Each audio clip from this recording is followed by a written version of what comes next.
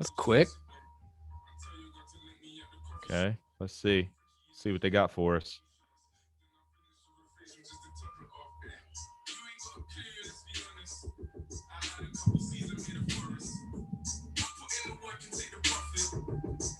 And there he is.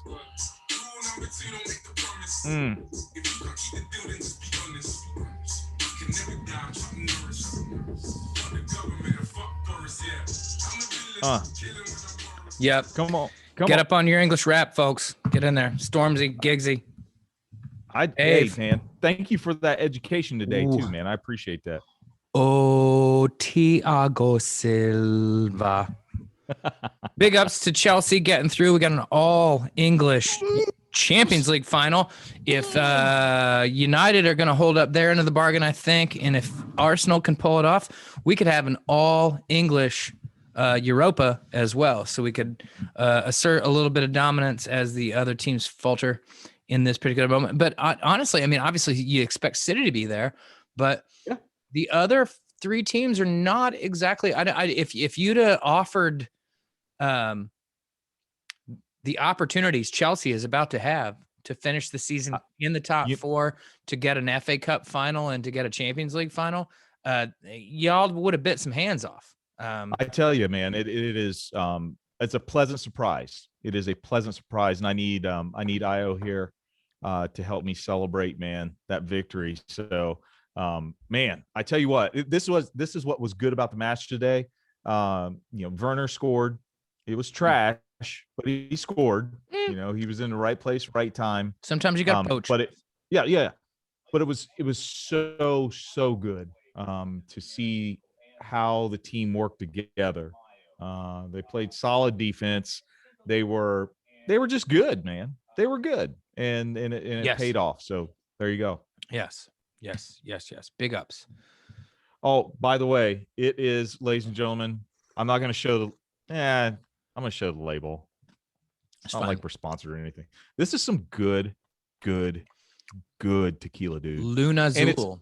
Luna Azul, and it is relatively inexpensive. Good friends of mine turned me on to this. It was really cool. We were sitting out on the back patio in Broad Ripple, and they busted that out, and I fell in love. And I'm like, you know what, Cinco de Mayo. So nice. There you go, ladies and gentlemen. Welcome. Cinco de Mayo, of course, the annual celebration of Mexican Independence Day. No. Yeah. Know your history, folks. Not my job to educate you right now. So, it's been a relatively quiet week, so to speak. But that just, I think it's fitting. We've done a pretty good job of avoiding the orange one for a while, but he's back in the news for a couple reasons. One, on the upside, Facebook did decide to uphold their ban of him, which, without knowing specifically why they're doing it and things like that, there is an argument to be made that it's a bit arbitrary. I mean, the sniff test tells you that he really shouldn't be on a platform, and that people with any integrity should say, yeah, we don't want that person on our platform. But there are legal ramifications, and that's fair. Those are decent questions to ask. But more importantly, you've still got this guy, telling millions of people the big lie. The election was stolen, all this jazz. The Arizona audit is going on. They've found nothing. And in fact, the Republican Party of Arizona is worried that this is going to open them up to a legal response, for what they've tried to do here. So just kind of, what are your thoughts on this, Ev, as far as, Trump's, he's got a new they said communications platform. It's a website, everybody. It's a website, it's and only spot, man. only he is allowed to comment on it.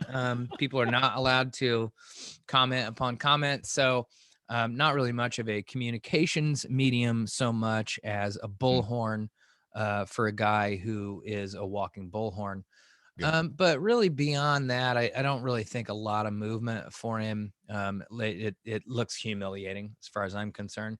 But here's a guy who thinks he should still be president. And by the way, apparently he's president and JFK Jr. is the vice president of the United Oh States. my God, man. Okay. Okay. Can I jump in here? Do it, bro. Do it. Let me. I'm taking a shot because we're talking about this. Right? Okay. Yeah. There you go. Dude, I tell you, I thought this was going to be a shit show, and it turned out to be one. Whenever they announced his new platform, quote unquote platform, I am. It feels like you're watching. Oh, man, do you remember like in the Wizard of Oz, whenever they Toto pulled back the curtain and you see how ridiculous Mhm. that the wizard really was, and Yeah. like how desperately like horrible it was. Yeah. That's exactly how I feel right now. It's like I don't understand how people standing there seeing this guy do these things, revealing himself as a charlatan that we all knew he was. I can't believe I pulled out the word charlatan, and I've been, hitting some tequila. But anyway, it's applicable. yeah, yeah, there you go. I just to me, the more and more the guy talks, the more and more incriminating it is, not only to him but to people who support him. Mhm. Like, how can you continue to ride this boat? I saw a really good political cartoon talking about if Trump supporters were on the Titanic, and it's like, oh, well, what, this boat hit an iceberg? I didn't see an iceberg. There's no iceberg. There's no iceberg. No. Oh, well, first you tell me this boat is unsinkable, and now you're telling me it's sinking? Bullcrap. I'm going to go back to drinking my drinks and stuff like, Yeah, absolutely. It's that level of just obliviousness that's troubling to me. And so anyway, that's all I have to say about that, because quite frankly, it literally kills brain cells to talk about this man.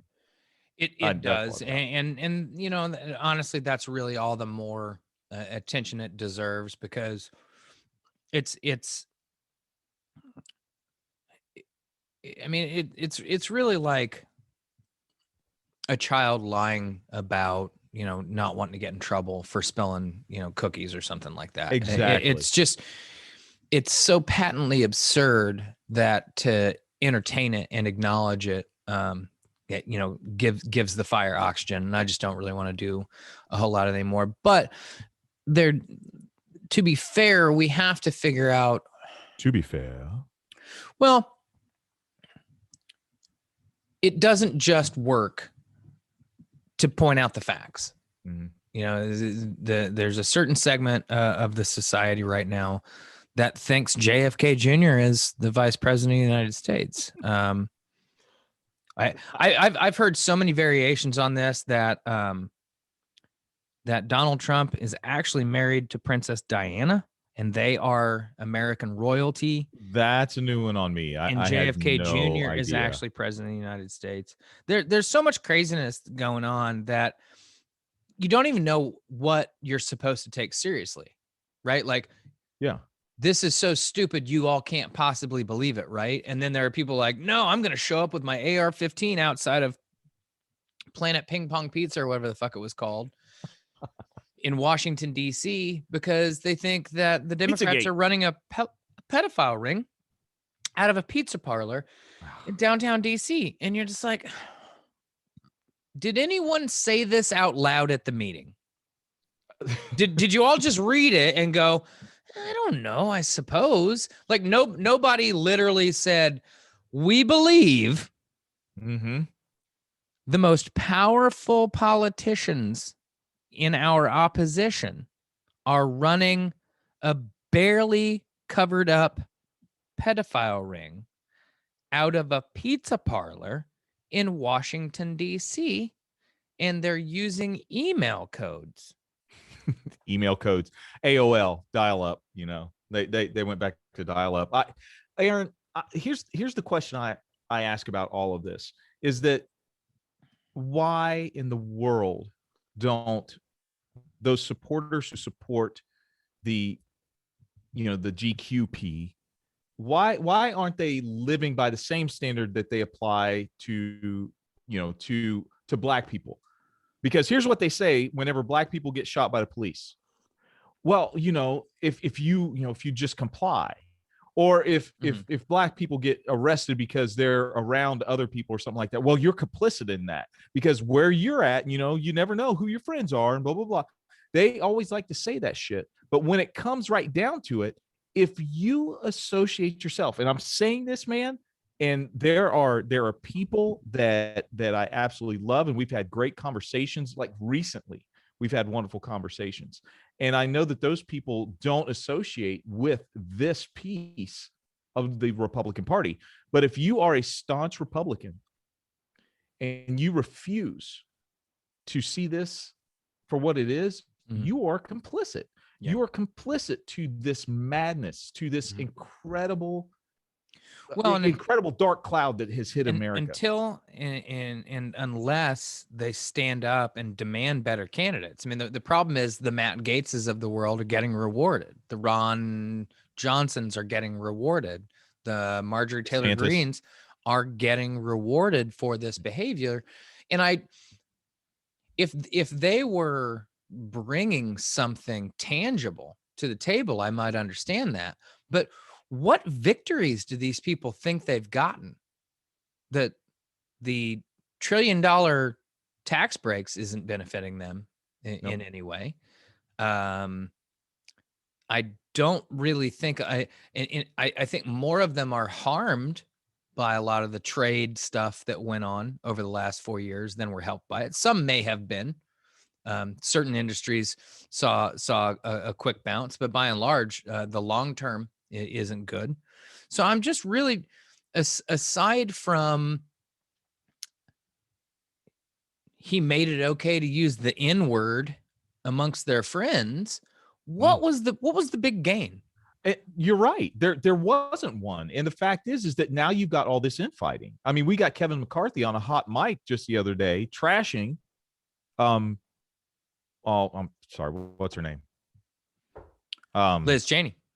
Liz Cheney, the one of the two Republicans that actually stood up. He's trashing Liz Cheney. And so, we see this infighting, and we see, Liz trying to stand up.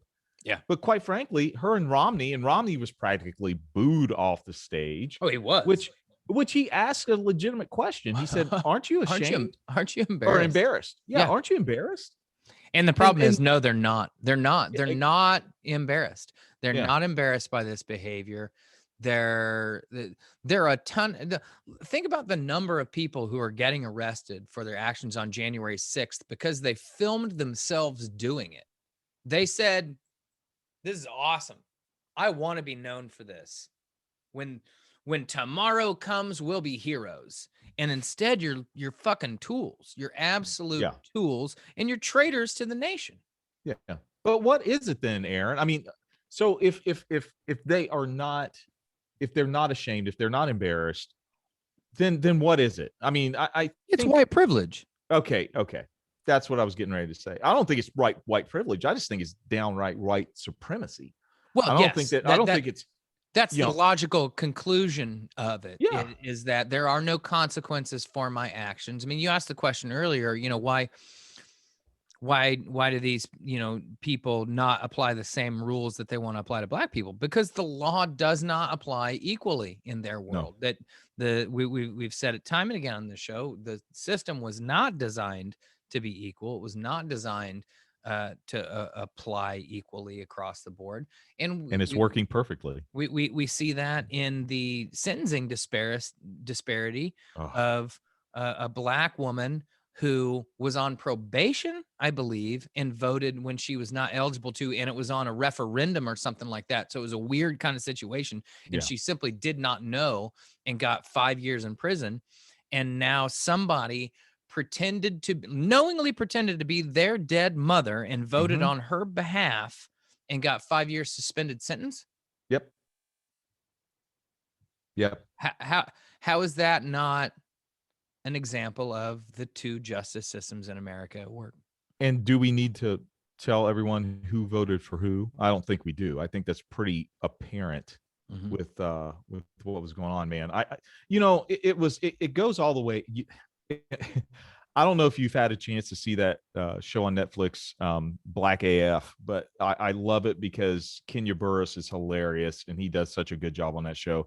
But every title of the show, there's an end part of the title that says, you know, because of slavery. I mean, that's, you know, so, you know, Oh hey, yeah.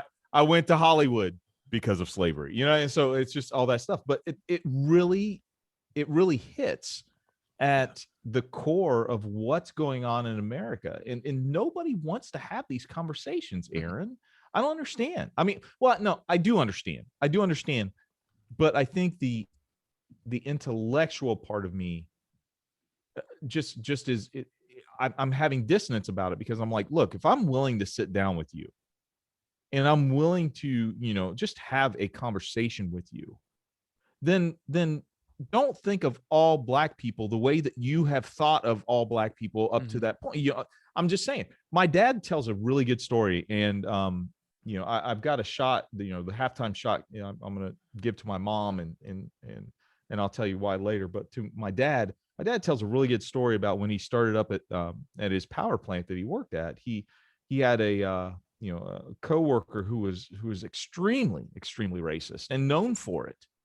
Um, and dad tells a story where one day this coworker, you know, realized that dad had a, you know, we have a creek running behind our house, or a Crick. creek. Okay. And he asked him, he said, hey, I do some trapping. Do you mind if I put some traps back there? And dad says, no, absolutely. Go ahead. And through just that little interaction, dad was able to form somewhat of a decent relationship with this guy before the guy died suddenly. And so what's shocking to me is that it never fails when people who have a certain opinion about people, when they actually open their minds up to Mm-hmm. talk to somebody, to sit down, to learn who they are, chances are they're going to change their opinions about people and realize that, you know what, there are pricks in every Mm-hmm. single ethnicity on the planet. Yeah. But damn it, for the most part, people just want to do two things. They want to earn enough to make sure that their family lives well and they live, you know, good, and they have a comfortable life. And number two, they want to be left the hell alone in order to do that. That's it. If you ask anybody and you say, if I could guarantee you those two things in life, would Mm-hmm. you be okay? I guarantee you 99%, if not 100% of people would be like, yeah, that sounds pretty good to me. Yeah, and I love everything about that except the starting point is that someone had to demonstrate their own dignity as a human Yeah, being to somebody else just just to be lent a modicum of respect. sure. And that I think that right there is at the core of racism, and especially the way it manifests in this country. Mm-hmm. That I just, you know, people start from a standpoint of this group of people sucks, Mm-hmm. and I'm going to need X number of them to demonstrate to me that they're good enough and smart enough and worthy enough for me to think otherwise, rather than, you know what, we're all human beings. Mm-hmm. And even if ideologically we have some issues, Mm-hmm. they want the same basic shit I want. Yeah. Yeah. No, you're right. You're absolutely right. The fact that that had to happen, you know, says a lot. Um, you know, and that's the thing, man. I think that both of us would sit here and say, I don't have the answer. I don't have the No. answer. And it's troubling, it's disturbing at the same time. But you know, to know that now we kind of have a reset in our country, um, Same thing. because now we have somebody, you know, we've got somebody who's going to listen. Like, this is what I appreciate about Biden. There are some things about Biden that I'm like, okay, dude, you got to do better. I mean, I get it. You got to do better.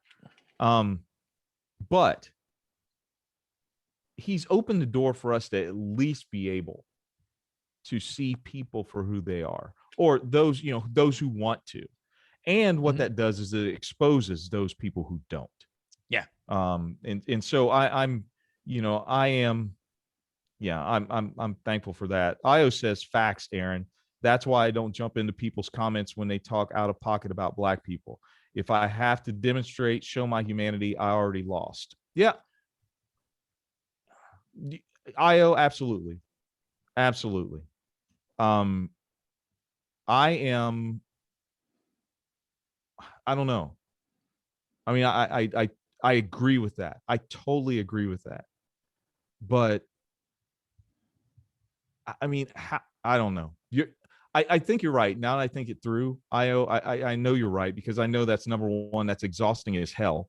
And number two, I think that there are enough people, Aaron, I'm gonna use you as an example. There's enough, people, white allies, who are like, no, this is our battle. We realize that we've got to get our people in check.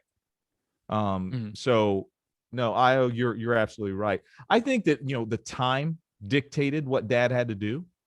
I think that, that was back in the, late 70s. So, at that time, you really had to be careful. You had to be careful about what you did, and you had to be accommodating at that point. Mhm. Especially where I lived.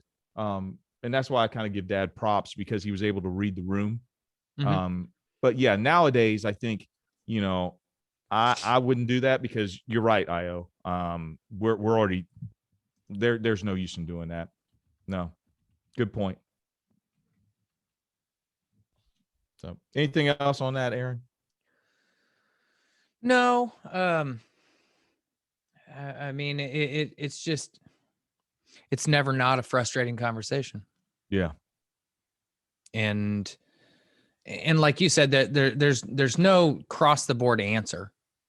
There's no one way of solving it. You just have to hope the vast majority of people choose to come to conversations, Mhm. at least attempting to acknowledge some middle ground. Yeah. And I think That's that's one. that's true of everything right now. I mean, our Yeah. politics is divisive, our race is divisive, Yep. ethnicity, religion, everything is divisive, and it's almost designed that way. Like, Yeah. I'm sorry, I think evangelical Christianity is an aggressive religion. Mm-hmm. You know, I agree. I totally agree. Um, and before, I was going to send us into halftime, but before we go to halftime, dude, I just have to say that I know for those folks who tune in, because we have a little over 150 views each week, and we're appreciative of that. I know that you guys, you may get tired of us talking about race, but the problem is, when we stop talking about race in America, it's out of sight, out of mind. It really is. Um, once again, we thought we were done in 1963, 64, 65. We thought we were done. We're not even close to being done. no. The fact is that we have to continue these conversations. And Aaron, I appreciate you being willing to have these type of conversations each and every week, man, because they're important. They're very important. Each nuance of the the next day plays into this. The things we see in the news, the things we see on TV, all of it goes toward this discussion. So, thanks, man. Well, I view it as the work that has to be done. But I also I engage in it because, I think it's why I chose to be a philosophy major in college, is that I pursue, I like pursuing knowledge. I want to be more informed. I want to be better educated. I want to have more perspective on things. And the second you think you know everything, you get slapped upside the head with more new information. And it's a Mm-hmm. wonderful thing when that Mm-hmm. happens. So that's, if I can, you know, be dedicated to a particular cause that sort of aligns with my existing ideals, I think that's it. So Yeah. I'm happy to be here and do the work. Yeah, man. I, So I that was brings us to looking something halftime. up. Do you know where Yellow Springs, Ohio is? Yellow Springs. No. Okay, it's due east of Wright State University, which is Dayton, right? Dayton, Okay. right? All right. And you're from, Way east, like on the river, south of Chillicothe, little place called Gallipolis. I know where Chillicothe is. It's there's a, Stinkiest city in Ohio. okay. So Yellow Springs is where Dave Chappelle is from. So I was just Ah, okay. wondering how, I mean, and shit, if you go due south out of Yellow Springs, you run into Xenia, and then Xenia's on 35 down to Chillicothe. So have you ever seen the That's funny. movie? Has you ever seen the movie Gummo? No. Yeah. Gummo. Gummo. Okay. Yeah, it's a Harmony Korine movie. He did Hmm. Kids. Um, he does fucked up movies. Let's just put it that way.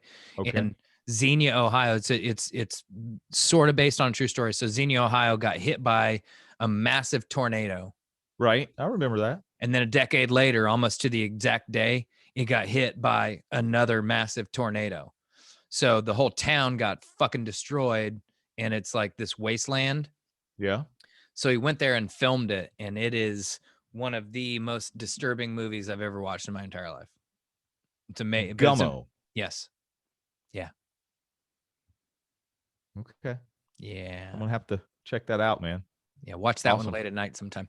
Um, yeah, halftime.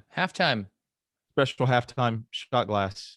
I don't know why. Well, I know why I did it because it's this week I'm dedicating to my mom. Cinco de Mayo. Happy birthday, mom. I Happy won't birthday, say how mom. old you are, but you know what? Good on you. Looks good on you, mom. Happy birthday. Well, it's right before Mother's Day as well, so All she right. gets double up. Exactly. Well, Exactly. You got anything for us, Aaron, or just Mama nope, Casey? just Mama Casey this week. All right. Cheers, Slancha.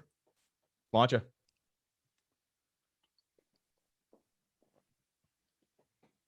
I should have switched up. Oh man. Lord, why do we do it? Alrighty. Oh, why do we? Oof. Ooh. So, Super League. all right, yeah. Um, well, the thing is, the Super League is dead, at least for the time being. But Yes. the residual, the fallout of a lot of that is still going on, and we saw it worst outside of Old Trafford this weekend for Manchester United. Oh man, that was sad. Well, there's a lot of things at play here. And first and foremost, the fans that organized the protest and said we're going to stand outside and air some grievances absolutely went about it the right way, and they have some legitimate gripes. Sure. And the 50+1 concept, while I think would be difficult to implement at a club like Manchester United, it does have merit and it's worth a discussion. But much like all of the protests that we saw across America over the last summer, the longer they go on, they tend to devolve into basically a bunch of young punks that have been drinking, taking advantage of especially in this situation, a poor police situation. How possibly a 10,000 fan strong group of people is going to show up to protest you, and you don't bring in the Manchester police, you don't bring in extra security, is just mind-blowing. So the original protest, fine, and the problem is what ultimately went on is just going to piss off the Glazers. Yeah. Because the the Glazers, and I'm sorry, man, I'm not a Man U fan. The Glazers are the people they bought. They're the ownership Manchester group. United. Yeah, they bought Okay. Manchester United in 2003, and they were never popular because they leveraged debt to do so. They borrowed money, and when they went to pay things, that some of the first things they went to pay for was Tampa Bay Buccaneers shit and some of their other business stuff. Now, to be fair, business is business. To be fair. And Manchester United is one of the wealthiest clubs on the planet. It's one of the most profitable. It's always going to be one of the most valuable. I mean, it's basically Manchester United, Barcelona, Real Madrid, and the Dallas Cowboys. And probably the Yankees. Where are the Browns in that, I wonder? I don't think they really know. I don't think there are children in Beijing buying Odell Beckham Jr. jersey. Really? Damn. Okay. All right. Well, whereas I would imagine like 10,000 David Beckham jerseys got sold today and he doesn't even play anymore. God. So, posh. Well, but to the point,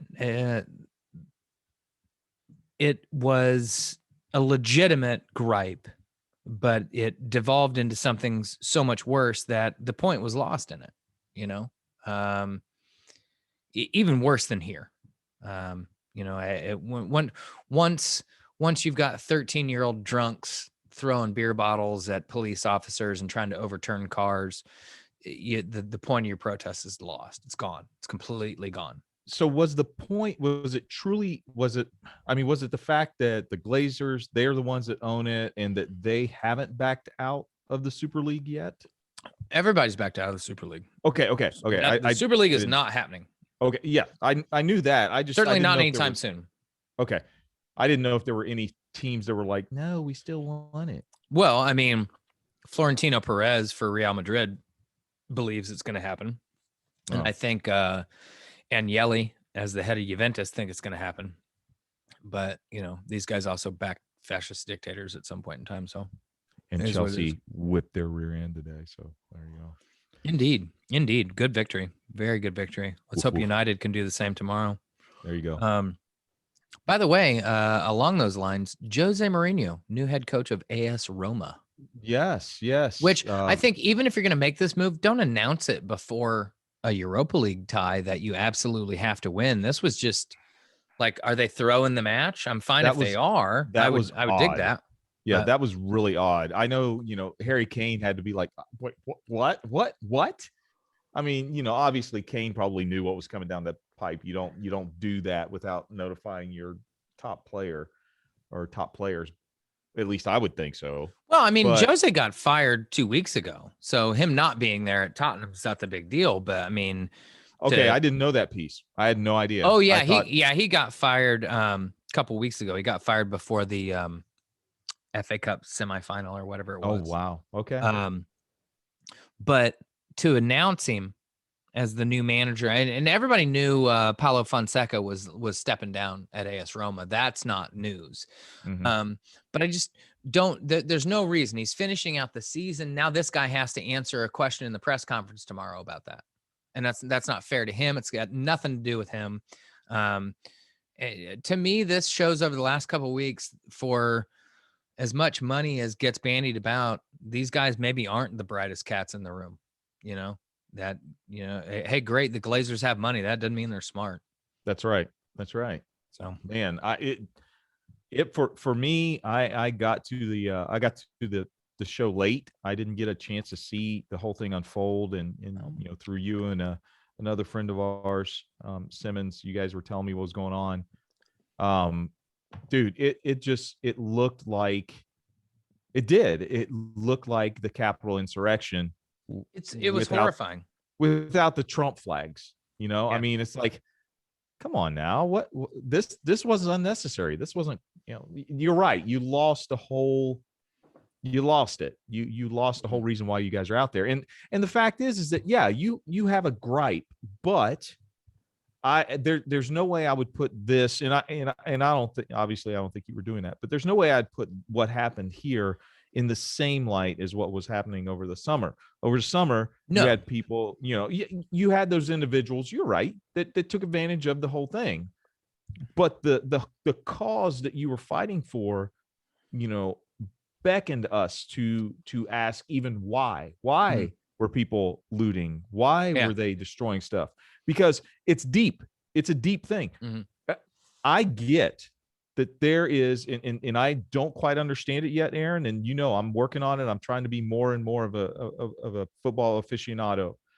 I don't even begin to understand how deep the love of your club is, whenever, especially when you're across the pond. But I still have to believe that even though you're pissed off at how your club's being run, or the people who own your club, you've got to be able to control yourself. I mean, You got to have more it's respect. not like You got to have it's not like respect we're talking for your own institution. They were putting stickers on the George Best statue. They were putting stickers on seats. They were tearing shit up. Yeah. Look, if you want the Glazers out, you still want Manchester United to be a football club. You still want this to be the most amazing. You still want Man U to be the biggest club in the world. Sure. That's what you want. You just don't want them being funded by the Glazers to be this ATM for you. That's fine.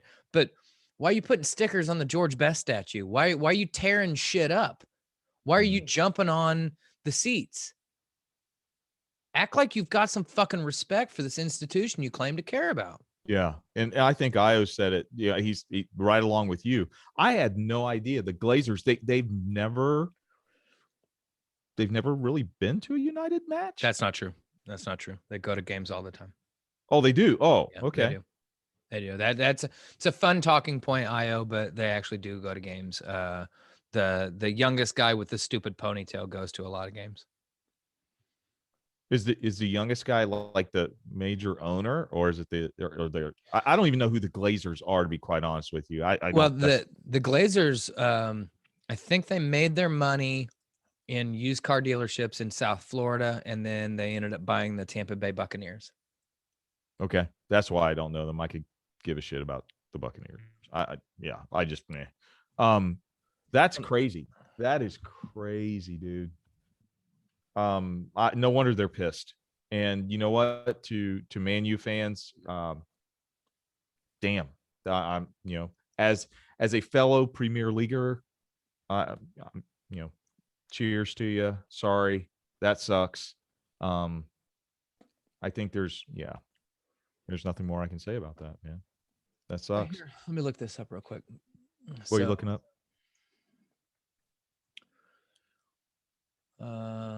So it's Malcolm Glazer, Avram Glazer, Joel, and Brian are so Malcolm is the senior, and then it's Brian, Avram, and Joel.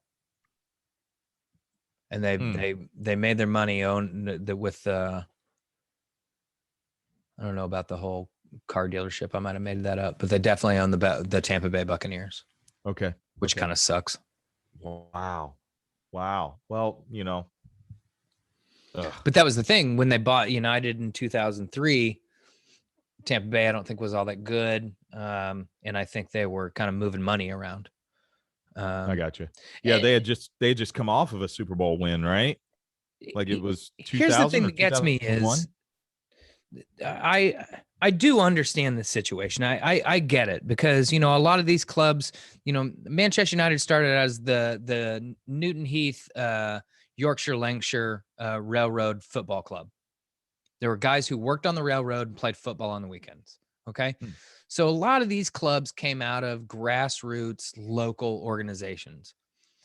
But Manchester United has been the biggest club in English football since the 40s. Arsenal's been a big club, a big London club. Chelsea's been a big London club. Newcastle's been the big Northeast club. Let's quit pretending this hasn't been a business for over 100 years. And I appreciate some of the connection that people claim to have, but if you're a Manchester United fan now, your lifetime has been nothing but grotesque success. That's true. Now the last decade, not so much, But there are tons of teams who would trade places with Manchester United for the handful of FA Cups, Europa League, what have you, that they've managed to make even in their supposed not great time post Alex Ferguson right now. So, and this club, if this club bought a Japanese player tomorrow, the amount of shirt sales would fund the club for the next year. Wow. That's it. They would have to do almost nothing at all. So pretending that this is some sort of still like, oh, we can go down and see these guys at the pub. No, you can't. These guys are superstar athletes. They live a certain way. You wouldn't expect them to not live a certain way anymore. And what you want is to believe that their decisions take you into account. And they don't right now. That's fair. I get the animosity, but I think it's pretty disingenuous to be like, oh, but I could rub elbows with this guy. No, you couldn't. No, you couldn't. No one could. You couldn't rub elbows with guys in a second division club. Does not work like that anymore. These guys are on $60,000 a week minimum. Wow. You know, I mean, you know who the highest paid player at Manchester United is? Rashford. No. I don't know. The fucking goalie, David De Gea, makes De Gea. £350,000 a week. Do the math. What? Yeah. Yep. Holy cow, man. Wow. Wow.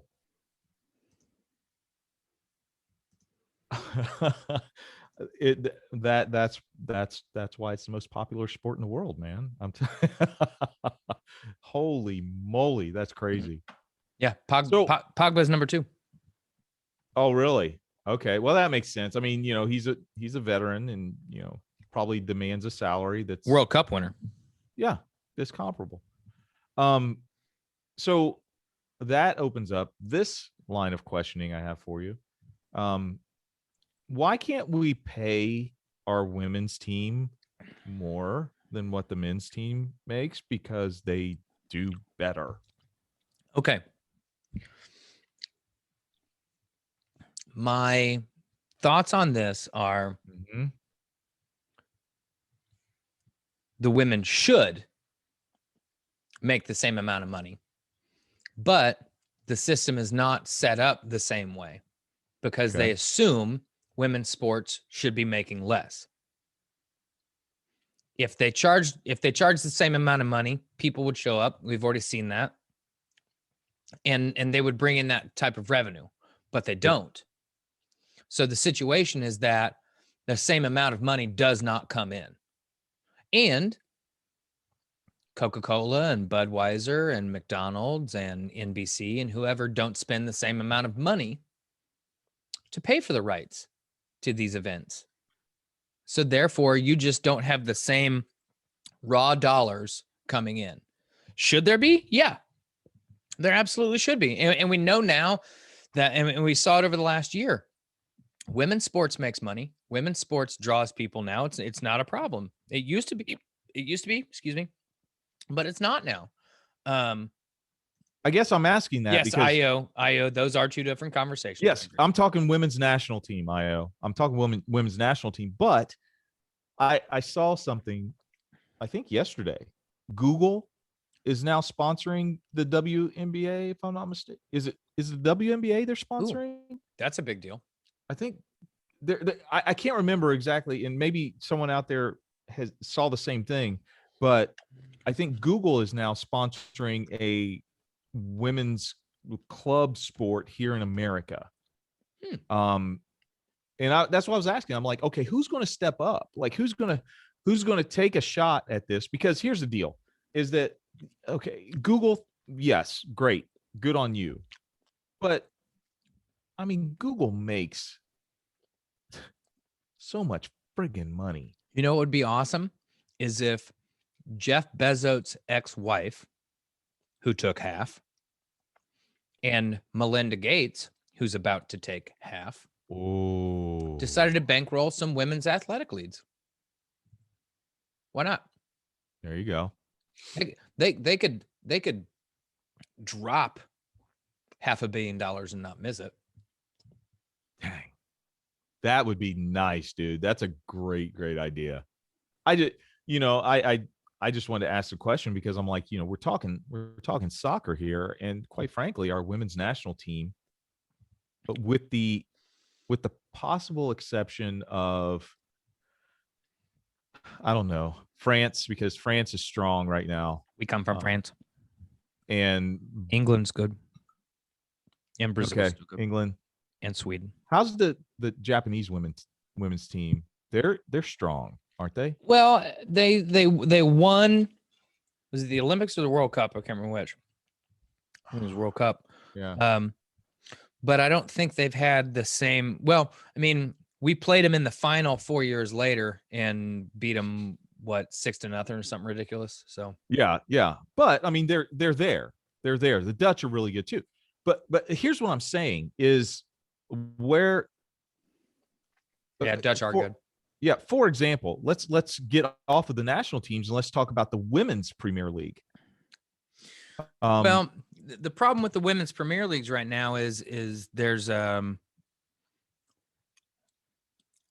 I think they need to decide which one of them's the top dog, because they're kind of vacillating back and forth right now, and it's causing some issues. I mean, we had a lot of Americans go over and play in England, but then you watch the game today, and I don't think there were any Americans there because they're coming back to play in the WNSL, or NWSL.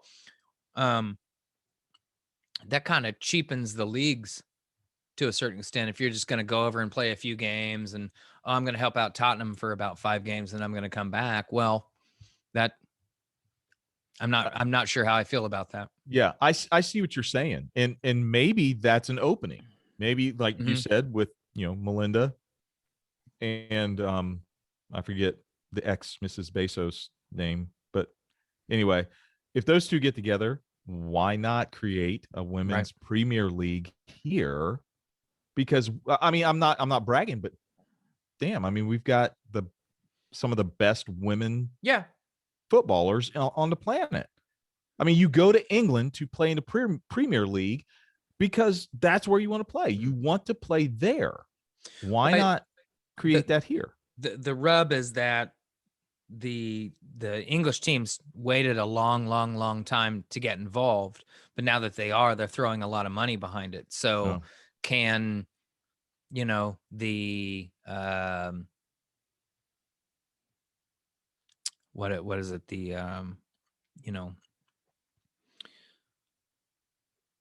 can the team from Chicago compete with the team from Manchester? Right, absolutely. Because Chelsea and Barcelona can get into a bidding war for men's players, and that's fine. Can Carolina Sky Blue legit get into a bidding war with Tottenham for a women's player? If they've got one of those two ladies banking them, maybe. You know what I'm saying? Right, but no, you bring up a good point. Now you're getting into the argument of, well, the whole Glazer thing. Right. Yeah. Oh, we're just here to buy, and what's the purpose of competition? Yada yada. So that's crazy. Well, we're not going to solve that issue tonight, but ladies and gentlemen, we are coming to the part of the show that I absolutely love. It is the Hey Aaron segment for tonight. And I hope that, audio wise, we're able to, do the thing that I want to do. So in order to do that, Aaron, I have to leave the live stream on my phone. So I can't respond to anything anybody says. That's going to be all you, my friend. But I am going to invite people to play along. So tonight in the live promo that I gave, it is going to be 80s night tonight. And I am going to give you 3 seconds. 3 seconds at the beginning of a song from the 80s. And you have to try and guess what song that is, my friend. And if you have any interesting commentary about the song that you remember from your youthful days, you get to wax eloquently about them. Okay. That's all I do, baby. All right. All right. So, those of you who are at home, I can't see you. So sorry for you. But I am going to try and make sure that the volume is correct on this. I'm going to play a warm up song, and just wanted to make sure that this was good. Wait till it gets going. Yeah. So not too loud. No, it's good. Yeah, I think Okay. that comes through loud and clear. Perfect. All right. All right. So, this is how the game will work. I will play 3 seconds of a song, and you will have to guess what that song is. So here we go.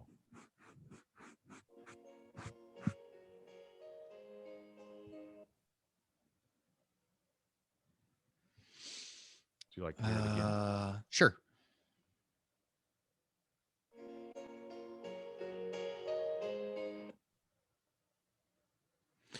I believe the band is Heart. And the first lines of the song are, I hear the ticking of the clock, but I can't get to the chorus. So I'm not sure I know the song name. It's called Alone, my friend. Alone by Heart. Good call. Good call. That's good, man. That's good. You a Heart fan at all? Nancy and Ann? I like old Heart. I like Barracuda and that kind of stuff. I think when they got a little bit more poppy in the 80s, and especially when they wrote a song about having sex with an underage boy, that's probably not the best thing. Well, that. Okay, I'll leave it. Never mind that was a staple of 60s rock for men, having sex with underage women. Right. I was like, that. I'm going to call out Ann and Nancy for creeping on a 17-year-old boy. Hey, it gave nerdy guys like me hope, man. I'm just saying. Right? Anyway. Right? Yeah. So, all right, next song. Here we go.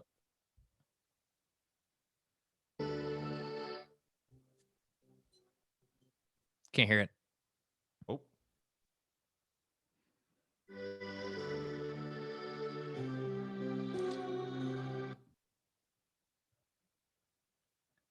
Here I Go Again on My Own by Whitesnake, featuring Tawny Kitaen writhing on a sports car in the video. Yes, sir.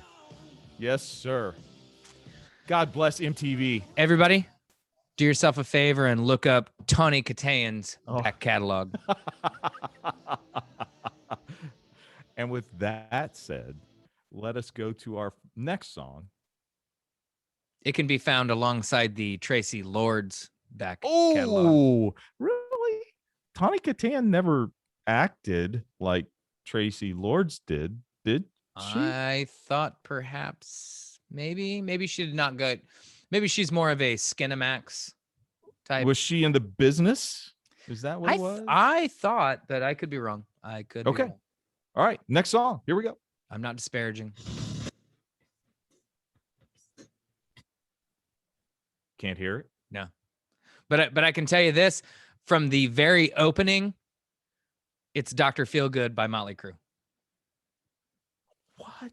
How did you get that? You said you couldn't hear it. Because I lived through the 80s. Okay. All right, man. All right. Was that right? You're absolutely right. Ooh.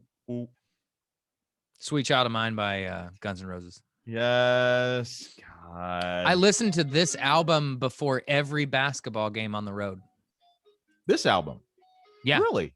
Oh my God. This is one of the best rock albums of all time. Ooh. Appetite for Destruction? Well, no, I dude, it's incredible. It's one of the reasons why I picked this song. But yes. Okay, that's Mr. Brownstone was one of my favorites, and then I figured out what the song was about. Okay, I'm not familiar. I will do research on that one, my friend. What Mr. Brownstone? We've Been Dancing with Mr. Brownstone. It's a song about heroin. That makes sense. Makes sense. All right, next song has a little bit of an intro.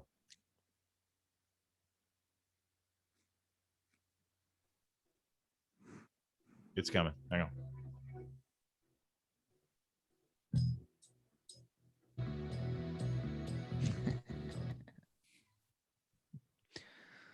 Mr. John Bon. Yes. Whoa, whoa, whoa, whoa, whoa, whoa, whoa.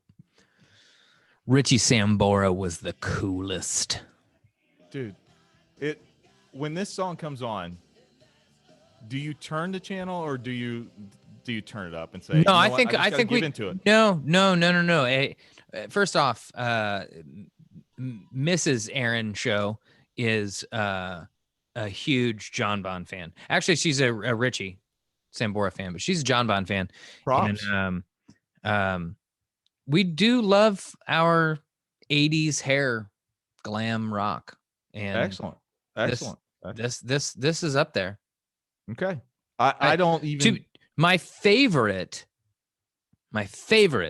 John Bon song is Wanted Dead or Alive.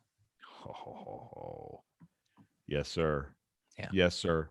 That is a song right there that you do not turn away from. You don't. You just don't. You feel like a badass when you hear that song. Yeah. It's like because you sing along. That's up there with like Bad Company. Like some of the songs where you're just like, I'm a bad motherfucker. Yes. I've been I've been to a million places and I've rocked them all. Oh, there yes. you go. That's the part. All right, here you go, man.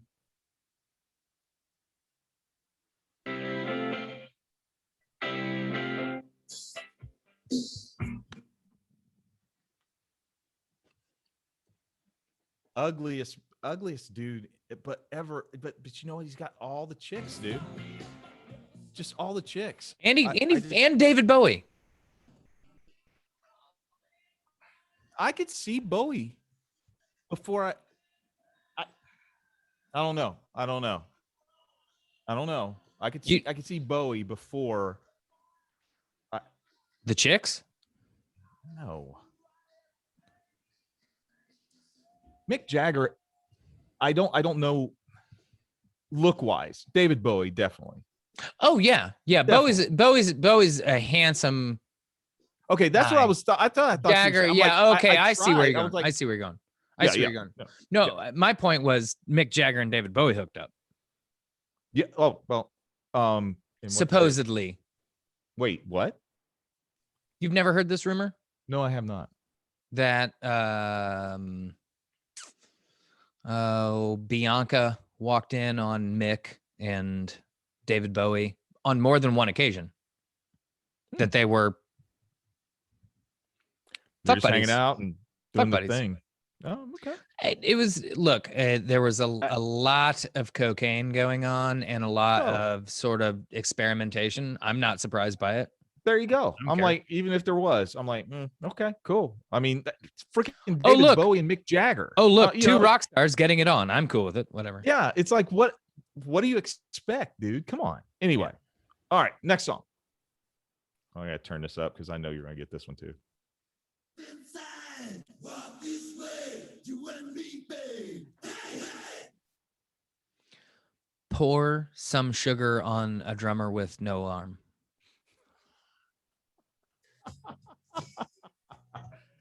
That is true, dude. I remember the first time I saw the drummer in action, I was like, it was like Jim Abbott. You know, you remember Jim Abbott? Oh yeah. I was like, how Speaking is he doing that? Have you ever watched The Drunk History on Jim Abbott? Dude, it's hysterical. Out of here. Yes. Oh, it's hysterical. After this, there is a Drunk History episode of Jim Abbott. Yes. Yeah, it's funny as shit. Wow. Okay. Yeah, I'm gonna have to check that out. Okay. I forgot he went to the University of Michigan. Oh, I know. I forgot that too. I'm not sure I want to watch it now, but oh well. All right, man. Here you go. No, I won't even tell you what to think. AC/DC. Shook me.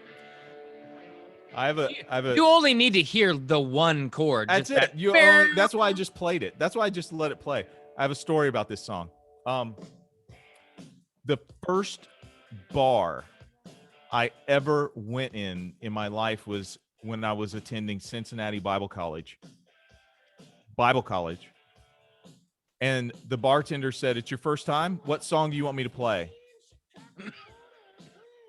This was the first song I had played in the bar because I was afraid to play Digital Underground or Diggable Planets because there weren't a whole lot of people that looked like me in that bar. So I figured I'll win them over, and they were like, "Yeah, buy a beer." So I was like, okay, there you go.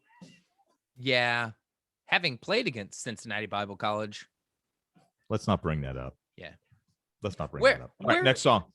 Where is CBC? It is on Price Hill, which when I went to Cincinnati Is that East Side? Bible, West Side. When I went to Cincinnati Really? Bible, Price Hill, it wasn't a good spot. It was right there with Over the Rhine. So if you're in, if you know Cincinnati, yeah, back in the day before it became a spot for breweries. Yeah, it was Over the Rhine, brother. I do know Over the Rhine. Over the Rhine had the same problem that 38th and College did way back in the day. Mm-hmm. Yeah, I've partied in Over the Rhine because damn, okay. Yeah. I'm going to regret this. Yeah. But to you being in Over the Rhine. Let's go hang out in Over the Rhine sometime. Oh, that's going to hit.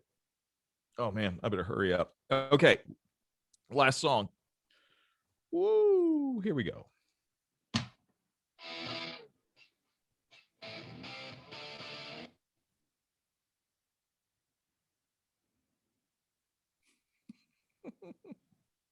Come on. Shit. Oh, Rock You Like a Hurricane by the Scorpions. Damn right. So the Scorpion, my sibling who shall not be named, was a big hard rock heavy metal fan. So that's all I heard coming from the next room. But so the Scorpions guitar player, one guy is Rudy Schinker, and his older brother had a band called the Michael Schinker Group, and it was like really heavy guitar based German rock metal from the mid 80s, and it's excellent. Wow. Yeah. Excellent, man. Excellent. Well, that was our trip down memory lane, ladies and gentlemen. So thank you for indulging us in this wonderful process. And some frat boy rock. Frat boy rock, man. Where is where's Todd when you need him? I tell you. He does not rock out. Yeah. So anyway, we are going to close the show tonight with my second favorite part. Aaron's going to send us out the final thought. And as a matter of fact, I poured myself one. So I'm going to go ahead and take this at the beginning of your final thought, my friend. Take us out. You know what? Let me add a little something to that as well, and gather my thoughts and say, all right. If I've got to, I got to. It is an interesting time right now. And I'm not going to pretend in any way that I think Joe Biden is going to be some transcendental president that we're going to, 150 years from now be talking about as advancing human society in a particular way. But I will continue to say there is something to be said for just competent leadership, a focus on some clear-cut goals and pursuing them and attaining them. And I'm with you, folks. I'd love it. I'd love it if he went whole hog, if he went just shoot for the moon for a lot of things. But that's not who he is, and that's not who you elected. But the boat is no longer listing. We are not tossed at sea. We are meeting challenges head on with honesty and understanding and expertise. And he's not going to go too far. He's not going to overreach. He's not going to do something great and amazing that you really want him to do. It's not going to happen. Temper that belief. But sometimes just having slow and steady in charge is what you need at the moment. And 3 years from now, if the man steps aside and a true progressive like Kamala or Elizabeth or whoever is ready to take the reins, then he's done his job. Mm-hmm. And right now, I see a man who recognizes the need to make sure that if somebody wants to get vaccinated, they can, and they are. He's looking into a lot of recovery plans. He's looking into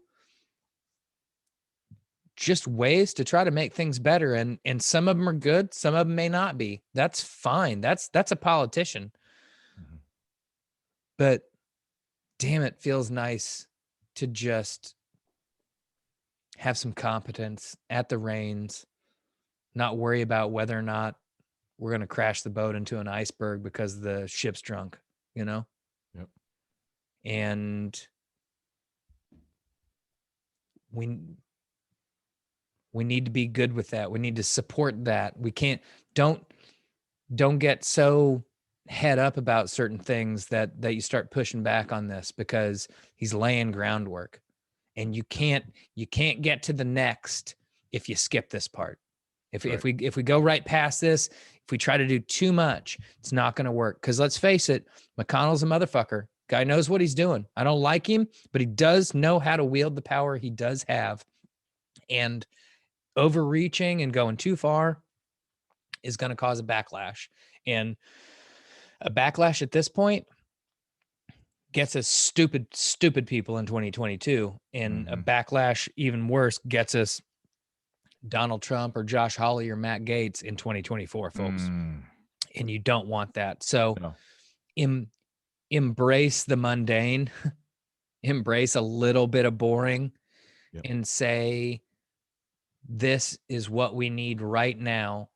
And when people have a little bit more faith in government again, when say, you know what, it is doing something good for us, when the big plans come down the pipe, when the true Green New Deal comes, when Kamala says maybe reparations or other massive progressive ideas, they don't seem radical. It seems like the next step, because somebody right now laid that basic, boring ass groundwork.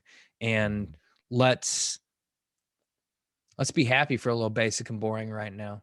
Because after the last 4 years, I'm happy about it.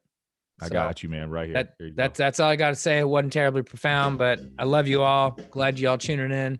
And yes. Damn, it feels good. Black people vote. Black people vote. Catch us after hours, folks. We love you.